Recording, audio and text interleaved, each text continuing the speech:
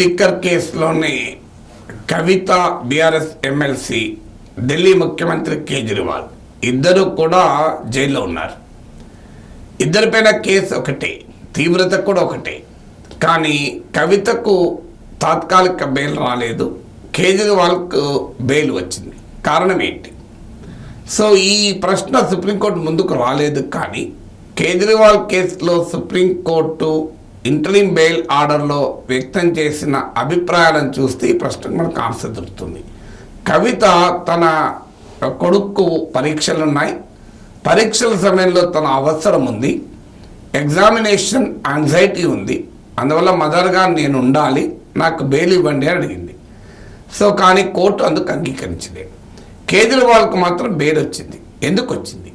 తేడా ఏంటి అంటే సుప్రీంకోర్టే చాలా క్లియర్గా చెప్పింది.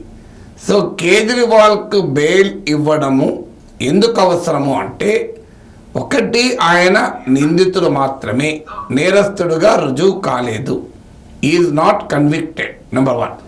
నెంబర్ 2 ఏంటి, ఈ కేసులో అసలు కేజ్రీవాల్ అరెస్టును ప్రశ్నిస్తూ సుప్రీంకోర్టులోనే కేసు ఉంది. ఆ కేసు విచారణలో ఉంది, సుప్రీంకోర్టు తీర్పు చెప్పాల్సి ఉంది.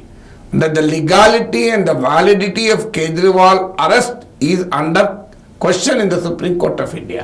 సుప్రీంకోర్టులోనే కేజ్రీవాల్ తన అరెస్ట్ చట్ట విరుద్ధమని చెప్పి కేసు వేశాడు. ఆ కేసు విచారణలో ఉంది. అందువల్ల దిగువ కోర్టుకు వెళ్ళి బెయిల్ తెచ్చుకోవడం సాధ్యం కాదు. హయ్యర్ కోర్టులో కేసు పెండింగ్లో ఉండగా దిగువ కోర్టు బెయిల్ ఇవ్వదు. అందువల్ల సుప్రీంకోర్టే బెయిల్ ఇవ్వాలి. సో ప్రస్తుతానికి ఆయన నేరస్తుడు కాదు, కేవలం నిందితుడే. ఆయన తన అరెస్టును ఛాలెంజ్ చేస్తూ కోర్టులో కేసు వేశాడు. ఆ కేసు విచారణలో ఉంది. ఇలాంటి సమయంలో సార్వత్రిక ఎన్నికలు, జనరల్ ఎలక్షన్స్ వచ్చాయి. జనరల్ ఎలక్షన్స్ 5 ఏళ్ళకోసారి జరుగుతుంది. కేజ్రీవాల్ ఢిల్లీ రాష్ట్ర ముఖ్యమంత్రి, జాతీయ పార్టీకి నేషనల్ కన్వీనర్. ఈ పరిస్థితుల్ని పరిగణలోకి తీసుకోకుండా ఎలా ఉండగలమని సుప్రీంకోర్టు ప్రశ్నించింది. అందువల్ల ఈడీ తరఫున వాదించిన లాయర్ ఏమో ఈ ఒక్కసారి కేజ్రీవాల్కి బెయిల్ ఇస్తే ఒక ప్రత్యేక హోదా రాజకీయ నాయకులకి ఇచ్చినట్లు అవుతుంది. రాజకీయ నాయకుడు పౌరుల కన్నా ప్రత్యేకమైనటువంటి హోదా పొందలేడు. పొలిటీషియన్ అయినా, కామన్ సిటిజన్ అయినా చట్టం ముందు ఒక్కటే. అందువల్ల ఒక రాంగ్ ప్రెసిడెంట్, ఒక తప్పుడు ధోరణిని మనం మొదలుపెట్టిన వాళ్ళం అవుతాం అని ఈడీ తరఫున లాయర్ వాదించారు. కానీ సుప్రీంకోర్టు అన్నది ఏంటంటే, నేను పంటలు కోతకొచ్చాయి కనుక, ఒక రైతు అరెస్ట్ అయిన రైతు, నేను పంటలు కోతకొచ్చాయి అందుకు వెళ్ళాలి, నాకు తాత్కాలిక బెయిల్ ఇవ్వాలని అడగడం. ఓ వ్యాపారస్తుడు తన వ్యాపారాన్ని చూసుకోవాలి కనుక తాత్కాలిక బెయిల్ అడగడం వేరు. ఒక పార్టీ జాతీయ నాయకుడు ఎన్నికలలో ప్రచారం చేసుకోవడం కొరకు బెయిల్ అడగడం వేరు. ఈ రెండు ఒకే రకం కాదు అని సుప్రీంకోర్టు అంది. బహుశా కవిత హోంవర్క్, కొడుకు హోంవర్క్ గురించి కూడా కనుక ప్రస్తావించుంటే కోర్టు అదే చెప్పేది కావచ్చు.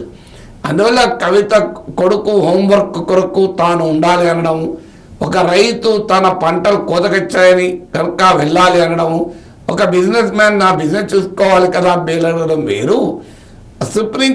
కేజ్రీవాల్ రాష్ట్ర ముఖ్యమంత్రిగా, ఆమ్ ఆద్మీ పార్టీ జాతీయ కన్వీనర్గా ఎన్నికల్లో ప్రచారం చేయడం కొరకు బెయిల్ అడగడం వేరు. ఈ రెండింటి మధ్య తేడా ఉంది. అఫ్కోర్స్ కవిత కేసు సుప్రీంకోర్టు ముందు రాలేదు కనుక ఆ ప్రస్తావన లేదనుకోండి. కానీ మనకు సుప్రీంకోర్టులో సుప్రీంకోర్టు వ్యక్తం చేసిన అభిప్రాయాలు చూస్తే మనకు కంపారిజన్ చాలా సులభంగా అర్థమవుతుంది. అందుకొరకు బెయిల్ ఇచ్చేటప్పుడు ఎప్పుడైనా ఒక పర్సన్కున్న పెక్యూలియారిటీస్ను పరిగణలోకి తీసుకోవాలి, చుట్టూ ఉన్న సరౌండింగ్ సర్కమ్స్టాన్సెస్ను పరిగణలోకి తీసుకోవాలి. అందరికీ గంపగుత్తగా ఒకే విధానం ఉండదు. అంటే person particularities of the person and the surrounding circumstances చూడాలి. ఇక్కడ ఒక ఆమ్ ఆద్మీ పార్టీ జాతీయ పార్టీ కన్వీనరు, జనరల్ ఎన్నికలు. ఇక్కడ పర్టికులర్ పర్సన్కున్న పర్టికులారిటీ ఏంటి? ఆయన ఆ పార్టీకి జాతీయ convener, star campaigner. Particular circumstances, surrounding circumstances ఏంటి? ఎన్నికలు ఉన్నాయి. ఆ ఎన్నికలు 5 ఏళ్ళకోసారి కన్నా రావు.